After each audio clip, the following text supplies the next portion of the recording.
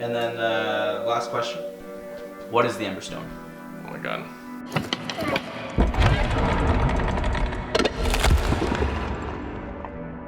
So at the end of episode 1, you find this gigantic machine that's clearly from space. Its capabilities is that it can bring you to other places in the galaxy. That's kind of like the brilliant endpoint of episode 1, that a lot of people are trying to keep quiet, so I apologize if I just spoiled it for you. If you haven't played EP1, go play EP1 now! The current day story, what's happening with you, your sister, the dark figure in the machine, that's all a current day adventure. But in episode 2, the world that you enter is shrouded in mystery. There's something that terrible that happened there, and it's your job to understand what that story is because it has a direct influence on your present. You have the player's narrative, who is that they're trying to find this artifact that they've been sent to Ember to find, and their sister. It'll all lead back to finding Elsie. And the secondary narrative that's running in parallel with you in that it's what happened to Ember. And that story is told by this young royal pair of siblings, a brother and a sister. So the weird woman that you see in episode 2 art is the queen. Her name is Sarah. Yeah, and she's one of the main characters in our game. She's a very strong female character who is trying to save her world, but everything is stacked up against her. And those two things feed into each other because you're in the now, things are already ruined, and you're seeing all of these story elements play out by way of like holograms and all these notes left behind by people who have already been there. So you're learning their story sort of asynchronously as you go. And all of those feed right back into the gameplay, into your experience. Mike Wilson, Hi, creative director of Cloudhead Games, who's going to talk to us about, what? Storytelling. Yeah. And virtual reality, I guess. Mm-hmm. Let's have a conversation. So in episode 1, the story was delivered to the player. It was a linear experience.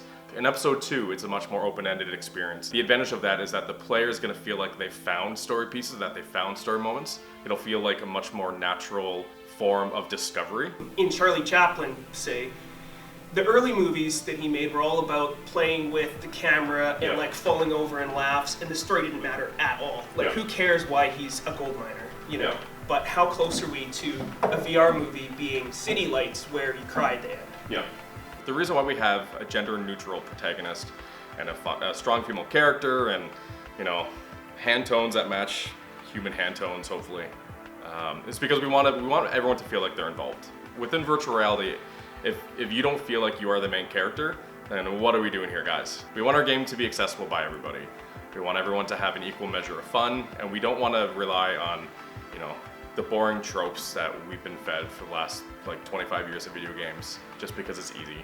The nice thing about VR, about giving players roles in their stories, is they get to decide how much of a role they want to have. If they want to be a tourist, they can walk around and, you know, maybe take some pictures of things and some screenshots, and they can do the puzzles and they can walk through the world and they can see it, or they can be like Indiana Jones, right? They can be in the place and interacting with the things and solving stuff and finding artifacts and interacting with strange alien life. They can be space explorers if they really want it to be. And that option to sort of be there to make that call, to tell the story to themselves the way they want to, that's core to video games, but in VR, it's even more so.